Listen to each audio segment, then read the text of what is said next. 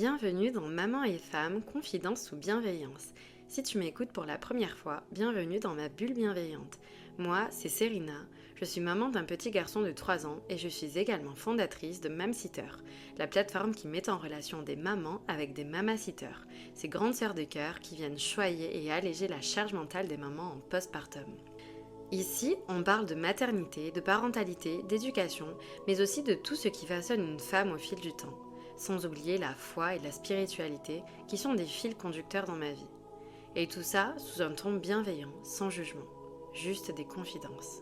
Installe-toi tranquillement, respire un peu et viens papoter en douceur avec moi.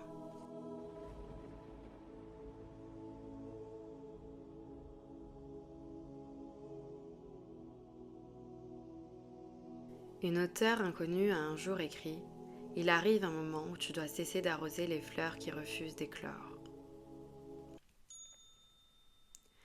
Il y a quelques jours, j'ai ressenti ce que j'appelle une blessure invisible. Tu sais, ce genre de blessure qui ne vient pas d'un accident, pas d'un mot violent, mais d'un comportement. Un silence, un ton qui fait naître 1000 questions dans ta tête. Et j'ai passé plusieurs jours à y penser, et c'est de là qu'est née l'idée de l'épisode d'aujourd'hui, car je suis sûre d'une chose, si moi je vis ces blessures invisibles, d'autres femmes les vivent aussi. Chacune de ces blessures me fait constater que ce sont surtout les personnes que l'on aime le plus qui peuvent nous blesser. Et parfois, c'est pas par intention, mais par leur silence, leur manque de reconnaissance. Et tu sais ce qui est étrange dans ces moments-là, c'est que la première chose que l'on fait face à ce genre de blessure, ce n'est pas de se dire eux ont mal agi. Non, la première réaction, c'est de se demander qu'est-ce que j'ai fait de mal. On se remet en question en fait. On essaie de comprendre, on scrute nos comportements, nos paroles, nos pensées pour trouver la faute en nous. Et plus souvent, on finit par se sentir coupable, même quand la responsabilité n'est pas de notre faute. Cette réaction, je l'ai vue en moi à plusieurs reprises, et surtout ces dernières années, comme si la part toxique qui habite en moi et qui veut que je culpabilise avait pris de plus en plus de place. Il y a des blessures que l'on reçoit de nos proches qui réveillent un mécanisme ancien, c'est celui de vouloir réparer, plaire, anticiper, éviter la confrontation. Et ça nous mène à nous demander si on est trop sensible, trop exigeante, trop tout.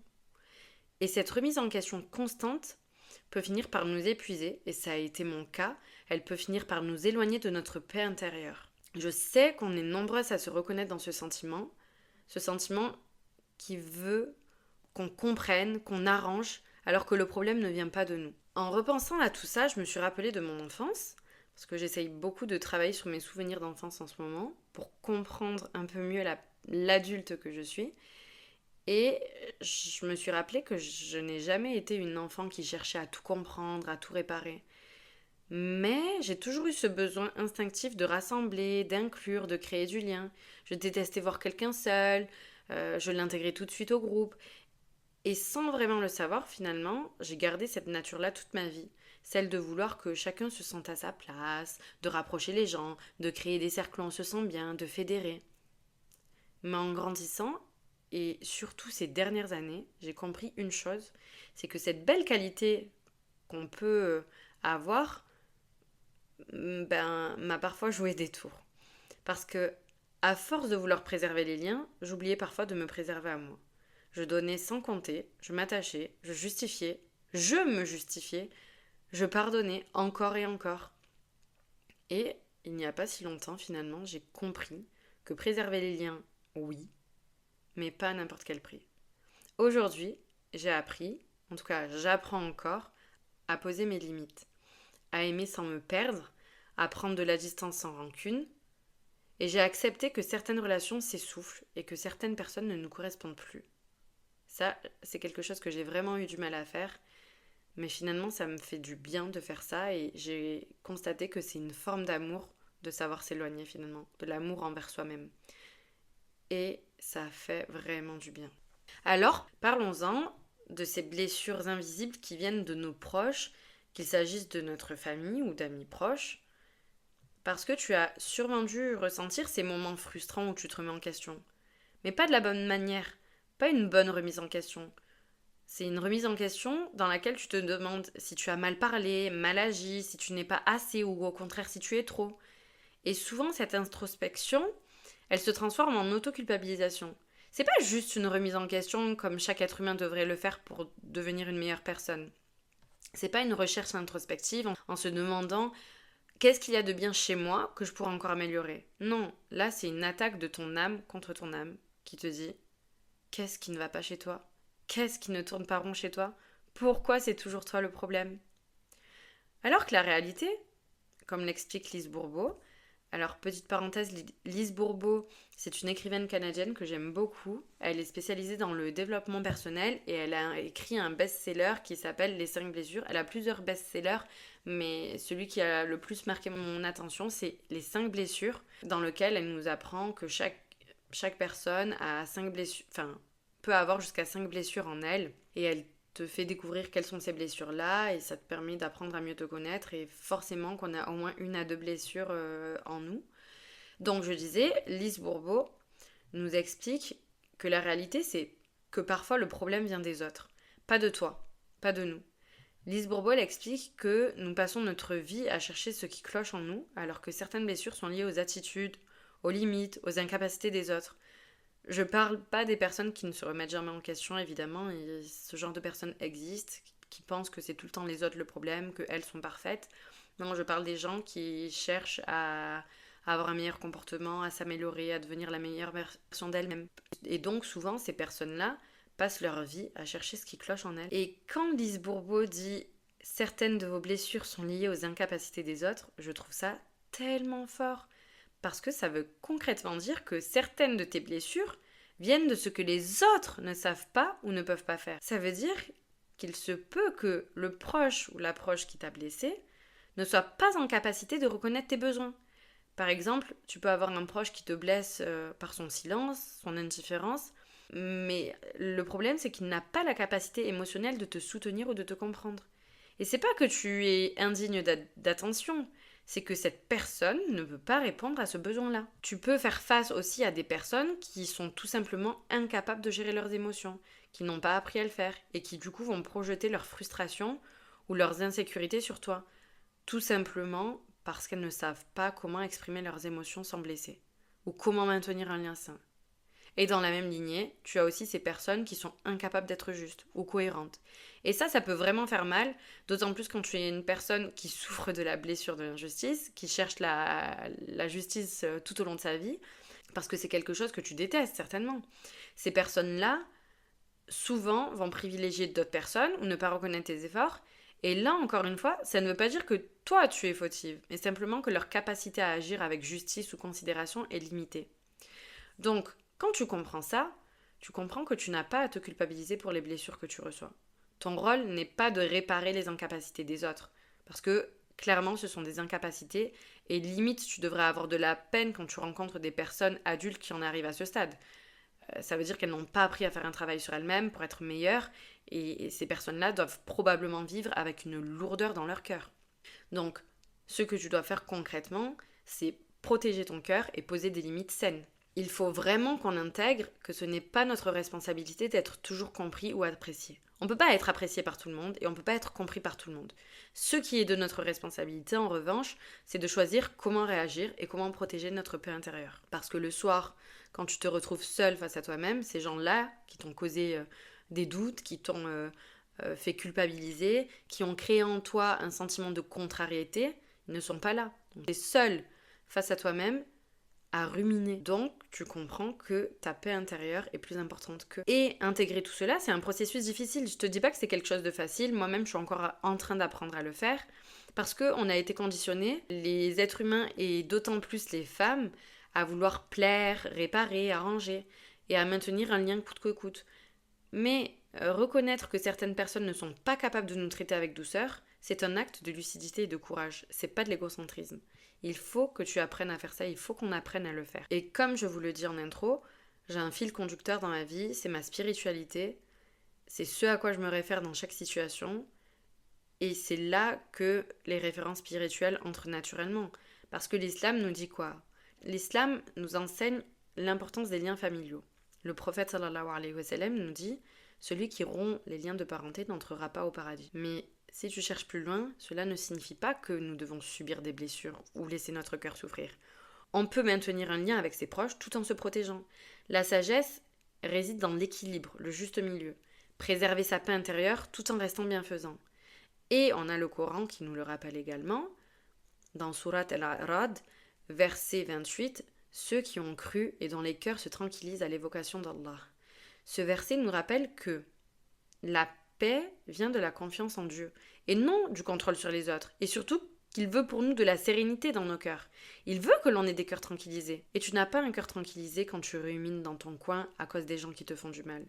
Donc, quand des proches nous blessent, notre cœur peut être troublé, il est anxieux, il est triste. Mais la tranquillité du cœur, évoquée dans le verset, rappelle que notre paix ne doit pas dépendre des comportements des autres. Non, elle doit dépendre de notre ancrage intérieur, de notre foi, de notre relation avec Dieu. Quelque part, ce verset, il nous enseigne que protéger notre cœur, poser des limites et prendre du recul n'est pas acceptable, mais c'est un acte de foi. Car on va utiliser ce moyen pour cultiver la paix intérieure que Dieu souhaite pour nous. Et je trouve ça magnifique. Et c'est depuis que j'ai compris ça que j'ai mis en place des moyens que je vais te recommander. Si tu subis une relation dans laquelle tu ressens qu'il faut que tu ralentisses, des relations qui sont plus un poids pour toi qu'un soulagement, des relations régulièrement source de stress, d'anxiété, de culpabilité, de contrariété, de pensées en boucle dans ta tête. Et en te donnant ces conseils, en te parlant, je me parle aussi à moi-même. Parce que c'est un travail qui prend du temps. J'ai réalisé tout ça. Je suis en train d'appliquer les conseils que je te donne. Mais parfois, il y a mes vieux démons qui reviennent, j'ai envie de dire. Et c'est pas facile. Mais avec le temps, je suis sûre que ça va venir. Et que les comportements nocifs ou toxiques que je peux subir des personnes de mon entourage ne m'atteindront plus sur le long terme. Je travaille vraiment à ça pour que ça n'arrive plus jamais. Je ne veux plus me retrouver dans cette situation. Et ces mécanismes-là, nous devons les transmettre pour ne pas qu'ils tombent dans les mêmes pièges que nous, pour ne pas qu'ils souffrent durant leur vie de relations de proximité qui les abîment intérieurement. C'est notre rôle en tant que maman de transmettre ça à nos enfants. Alors, le premier conseil que je voulais te donner et que j'applique sur moi-même, c'est de créer une bulle mentale. Crée-toi une bulle mentale. Apprends à imaginer ton cœur comme une bulle, douce et transparente. À l'intérieur, il y a ton énergie, ta sérénité, ton amour pour toi-même et tes proches.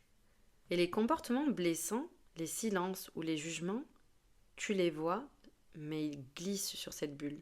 Ils n'y pénètrent pas. Tu ne les laisses pas entrer, ils ne peuvent pas entrer. Le deuxième conseil que je peux te donner, c'est de mémoriser et de te répéter des phrases d'ancrage. Une phrase d'ancrage, qu'est-ce que c'est ? Ce sont des affirmations conscientes qui sont aussi appelées paroles de recentrage.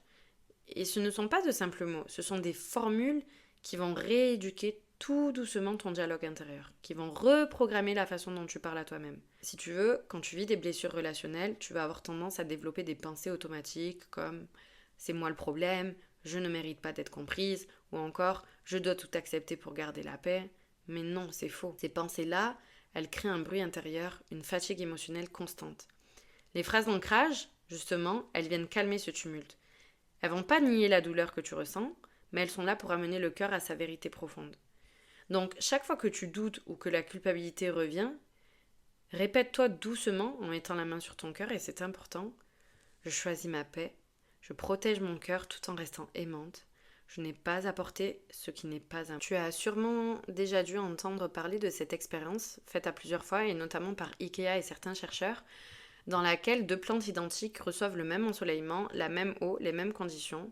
Mais la seule différence entre les deux, c'est que à la première, on adresse chaque jour des paroles bienveillantes, de la gratitude, de la douceur, et à la seconde, on adresse des insultes, du mépris, des mots négatifs. Résultat de cette expérience, au bout de quelques temps, on constate que la première plante fleurit, pousse harmonieusement, s'embellit, et la seconde, à qui on a profané des insultes tous les jours, se fane, jaunit et s'étiole. Et ce que cette expérience nous montre, c'est que les mots que nous recevons ont un réel impact sur notre état intérieur.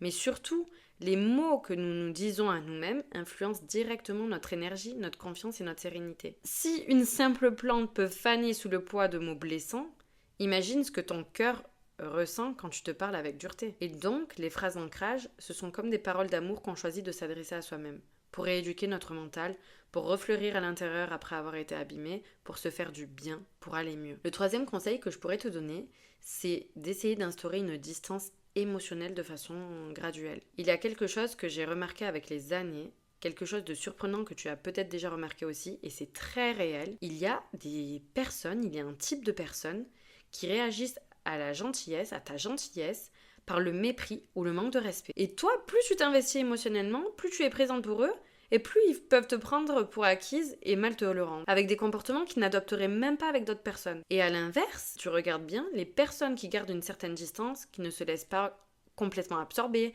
qui prennent soin de leur cœur et de leur espace, elles sont souvent respectées. Et cette observation m'a mené à une conclusion, c'est que la distance instaure du respect. C'est comme le vouvoiement. Pense au vouvoiement. Le fait de voyer une personne, ça crée obligatoirement une distance. Tu n'es pas proche de la personne en la voyant, donc tu ne vas pas te permettre certains comportements familiers ou inappropriés. Tu respectes la personne car il y a cette distance créée à travers le vouvoiement qui t'impose de manière naturelle un respect. Mais il y a aussi d'autres relations qui peuvent te pousser à mettre de la distance. Je pense à celles qui t'ont apporté beaucoup, mais qui avec le temps ne résonnent plus avec la personne que tu es en train de devenir. C'est pas forcément une histoire de conflit ni de trahison. Parfois c'est simplement la vie qui te fait grandir à des rythmes différents. Toi tu as évolué, tu as mûri et tu cherches plus de sens, plus de paix, pendant que l'autre reste ancré dans un schéma qui ne te correspond plus, qui est encore enfantin, qui est encore lié à l'adolescence, ou pire encore, qui s'enferme dans une spirale qui te blesse à force de la regarder se détruire. Ça, c'est horrible, c'est douloureux, parce que tu tiens à cette personne, tu te souviens de tout ce qu'elle a été pour toi, mais tu finis par comprendre en fait que tu ne peux pas sauver quelqu'un qui ne veut pas changer. Et surtout, qu'à force de rester trop proche, tu finis par absorber sa peine, son chaos et sa toxicité. Et ça, t'en veux plus. Alors tu t'éloignes, non pas par désamour, mais par respect pour ta propre paix intérieure. Et ça, c'est pas de l'indifférence, c'est une forme d'amour lucide. C'est comme si tu disais je t'aime, mais je choisis de m'aimer aussi. Et pour moi, cet éloignement, il est vraiment nécessaire dans ces situations-là. C'est une forme de deuil silencieux des relations qui ne nous correspondent plus, pas par rejet, mais par évolution intérieure. Et on le constate dans notre cercle amical, mais ça peut aussi arriver dans notre cercle familial, en tout cas avec des personnes avec qui on est proche. Mais par contre, quand tu mets de la distance dans une relation, tu n'es pas obligé de couper totalement les liens. Et d'ailleurs, s'il s'agit de liens familiaux, tu n'as même pas le droit de le faire en islam, s'il s'agit de liens de parenté. Mais ce que tu peux faire, c'est espacer les échanges, limiter l'énergie que tu dépenses pour certaines personnes, te concentrer sur ce qui nourrit ton cœur. Ça, c'est un acte d'amour envers toi-même. C'est pas du rejet, c'est pas de l'égoïsme, c'est pas de l'égocentrisme. Il faut déculpabiliser le fait de mettre de la distance. Encore une fois, je me parle à moi-même. Pour finir, le dernier conseil que je pouvais te donner, c'est d'observer sans juger. Suis cette philosophie de Lise Bourbeau qui dit on ne peut pas changer les autres, mais on peut observer les comportements avec lucidité. Parce que ça va te permettre de te détacher de la culpabilité et de comprendre que la blessure vient d'eux et pas de toi. On approche tout doucement la fin de cet épisode et je voulais vraiment préciser que se protéger tout en maintenant des liens, c'est pas quelque chose de facile et c'est un équilibre vraiment délicat à essayer de chercher. Il ne s'agit pas de devenir froide ou détaché, il s'agit vraiment d'autre chose et j'ai détaillé ces 4 points-là. Le premier point, c'est de reconnaître tes besoins émotionnels. C'est la première étape. C'est de te regarder, de regarder tes émotions en face. Quand tu te sens blessé, ignoré ou méprisé, il ne faut pas minimiser ce que tu ressens. Tes émotions, elles sont là, elles sont légitimes. Et reconnaître que quelque chose te fait mal, c'est un acte d'amour pour toi-même. Ce n'est pas juger l'autre, ce n'est pas être rancunière, c'est simplement prendre conscience de ce qui affecte ton cœur. Le deuxième point, c'est de poser des limites respectueuses. Tu dois poser tes limites. Et ça ne veut pas dire couper le lien. Ça veut juste dire ajuster la place que ses proches occupent dans ta vie pour protéger ton énergie. Tu peux par exemple espacer les échanges, ne pas te laisser happer par la culpabilité ou le besoin de plaire, choisir de ne pas répondre immédiatement à des comportements blessants ou d'y répondre avec calme et intelligence après avoir pris le recul nécessaire sur la situation. Le troisième point, c'est de garder ta lumière et ta douceur. Il ne faut pas que les comportements toxiques et nocifs des gens te fassent perdre ta lumière et ta douceur. Donc même en mettant ces limites, tu peux rester douce et bienfaisante. La bienveillance, le sourire, le respect dans tes échanges avec eux sont des moyens de préserver ton intégrité et ton humanité sans sacrifier ton cœur. Donc tu continues à être toi-même, mais tu ne laisses plus les autres te déstabiliser. Et dernier point, il faut qu'on apprenne à aimer différemment, à arriver à un détachement affectif conscient. Et c'est ici que le détachement prend tout son sens. Parce qu'il ne s'agit pas de devenir froide, de renier ses émotions ou de cesser d'aimer. Et souvent, c'est pas possible quand c'est des personnes que tu aimes de tout ton cœur. Mais par contre, tu choisis de continuer à aimer autrement. Tu fais descendre ces proches de la place centrale qu'ils occupaient dans ton cœur. Tu réduis l'intensité émotionnelle que tu leur accordes. Tu ne leur donnes plus le pouvoir de te blesser. Et ce détachement, c'est pas un rejet, encore une fois. Tu peux continuer à leur souhaiter du bien, rester poli et entretenir le lien, mais à ton rythme et selon tes besoins.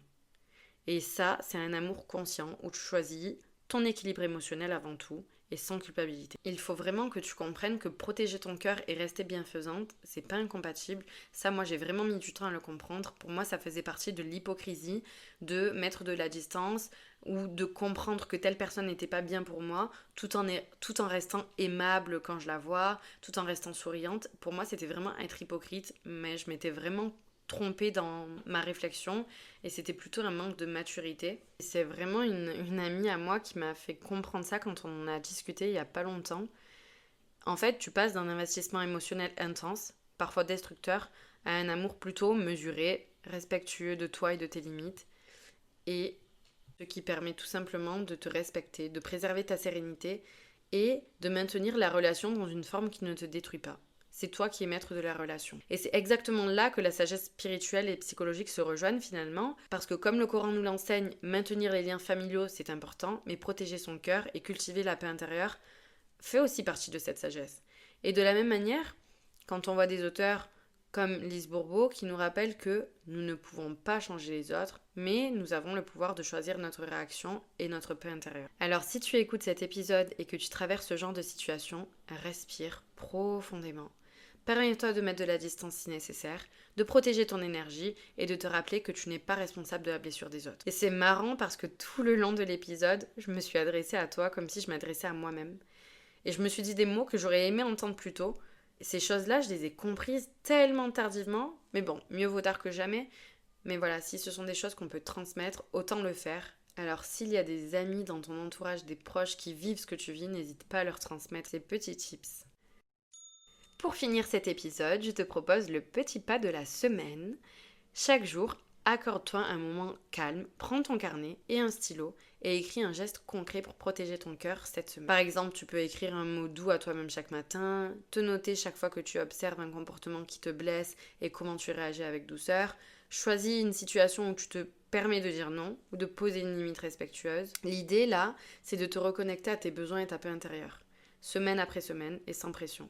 C'est un petit rituel pour te rappeler que tu as le droit de te protéger, de t'aimer et de choisir comment tu investis ton énergie émotionnelle dans tes relations. Merci d'avoir pris ce moment avec moi aujourd'hui. Si cet épisode t'a parlé, n'hésite pas à t'abonner et à le partager à une amie, à une maman ou à me laisser un commentaire. Et si tu veux prolonger cette douceur, découvre Mamsitter, la plateforme que j'ai créée pour accompagner les jeunes mamans avec bienveillance. À très vite pour un nouvel épisode et d'ici là, prends soin de toi, vraiment.